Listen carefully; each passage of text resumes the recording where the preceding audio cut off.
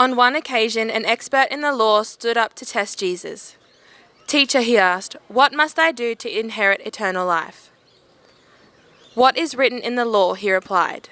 "How do you read it?" He answered, "Love the Lord your God with all your heart, and with all your soul, and with all your strength, and with all your mind,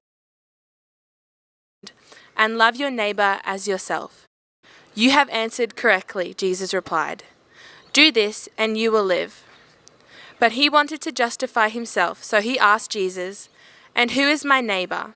A man was going down from Jerusalem to Jericho when he was attacked by robbers.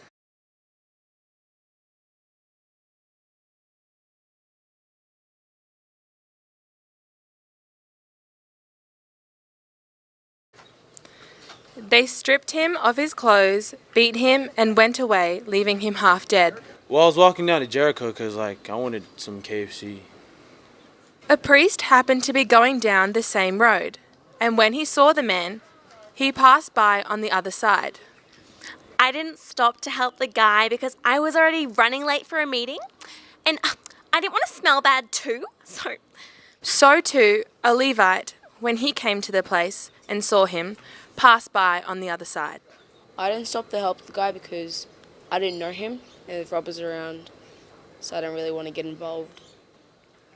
But a Samaritan, as he travelled, came where the man was, and when he saw him, he took pity on him. I stopped because the guy was on the side of the road and he looked like he needed help. He went to him and bandaged his wounds, pouring on oil and wine. Then he took the man to an inn and took care of him. The next day he took out 2 denarii and gave them to the innkeeper. "Look after him," he said, "and when I return, I will reimburse you for any extra expenses you may have."